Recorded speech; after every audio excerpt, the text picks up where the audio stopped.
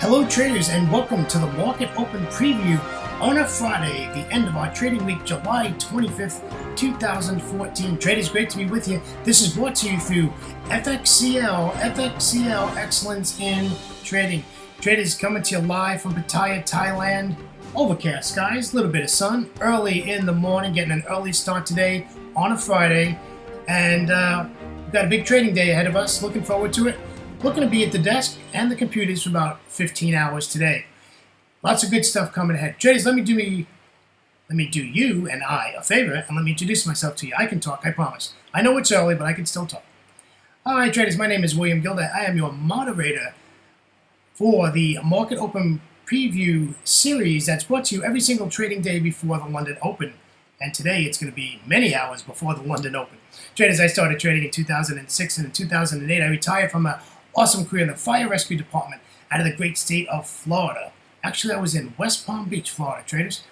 And after I retired in 2008, 9 days later, got on the big airplane, came to Thailand for a 3-month vacation. Traders, I never went back. I'm still in Thailand and absolutely loving it.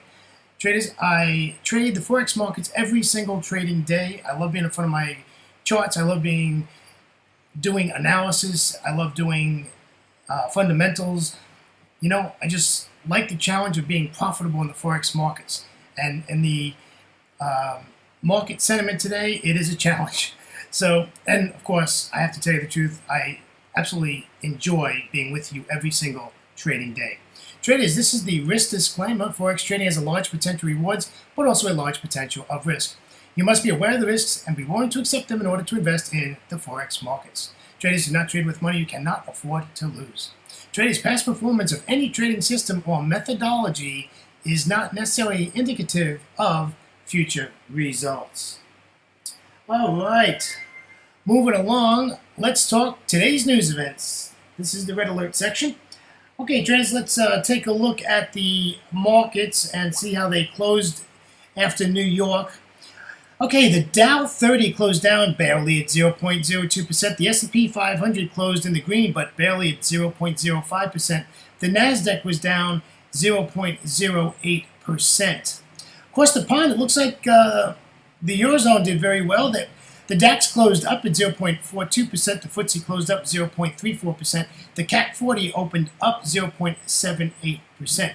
The Euro Stoxx 50 closed up at 0.83%. All right, let's take a look at markets that are currently trading, which is in Asia. The Nikkei 225 is up 0.58%. The Shanghai is flat at 0.00%. The Hang Seng is up 0.20%. And in Australia, the S&P ASX 200 is down 0.20%. And wrapping it up, the Kospi 200 is currently up at 0.17%. And those are currently trading. Okay, so in the London session today, we have German IFO Business Climate Index. Also in the London session, we have the Great British Pound's GDP, year-on-year gross domestic product. And out of the US, we have durable goods orders month-on-month. Traders, please remember that these are high-impact news events. Make note of them on your desk. Also, realize there's medium impact and low impact data that comes out throughout the trading day. Please make sure that you keep your economic calendar up and keep an eye on it. This way you don't get in any trouble in existing trades or trades that you're looking to go in the near future. All right, let's move it along here on a Friday. Traders can do something different today. I'm going to try to change things up every so often. Today we're going to look at a bunch of charts, and these are 60-minute charts, because we're doing a lot of focusing in on charts that are basically in the same area, and it gets boring doing the daily, the 60 and the 15-minute charts on just two currency pairs. So we're going to look at the hourly charts, because we're doing a lot of our trading off the 60-minute charts, because the sentiment of the market is, if I can say, absolutely crazy. And as you know, it's been a very slow summer months as far as volatility in the trading markets, and that's all the markets. That's futures, stocks, Forex, all the markets are very slow. So we need to pay attention to that. Still some good trades out there. Okay, let's go.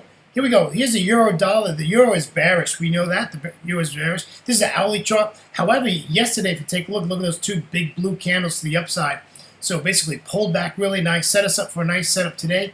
We can see that we were in the inactive zone after the close of New York and now into Asia. So we're at a perfect spot to take this to the short side. And I don't think we need to wait for the London Open on the euro. If we get a confirmation or we can get a nice bearish candlestick formation, you know what? Let's go short. And this is looking real good on the euro.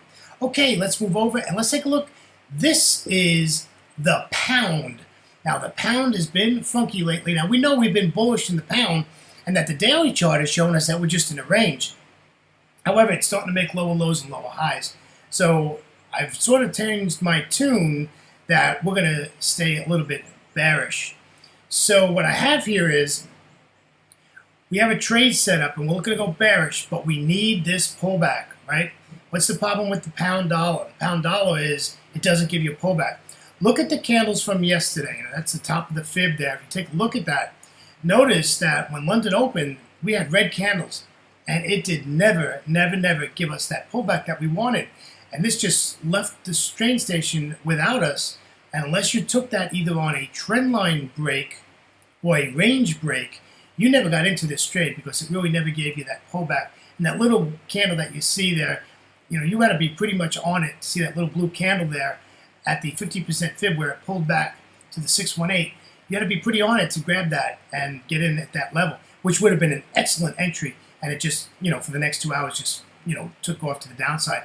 And that was just, looks like just before the New York session. So, things are happening with the pound. The problem with the pound is, traders, it's entries. It's all about entries, and entries on the pound is difficult because it doesn't give us a pullback most of the time. So we're looking at taking this short at 1.699594, and let's take this short. Looks good, though. I'm looking forward to trading this today. Okay, this is the Aussie dollar. Now, the Aussie dollar has been doing some crazy stuff lately. Look at this. It was bullish, and, I'm still bullish in this. As long as it stays above the 200 exponential moving average, I'm not looking to short this. And I know we had a drop here yesterday, but I think I'm still bullish on this Aussie dollar. However, to be honest, I'm not trading the Aussie dollar. I'm not. It's really been all over the place. And if you look at the daily chart is absolutely horrible. It's just, wick candles, no decision, just a lot of stuff. And if you look at this chart, and you look at this range that we're in, look at all these indecision candles. Look at the size of these wicks on these candles. So as far as the Aussie dollar goes, I think the best thing to do with the Aussie dollar is put it on the back burner and let this thing fester over the weekend. And maybe we can get back into Monday and see some direction and some good solid candles before we get into this.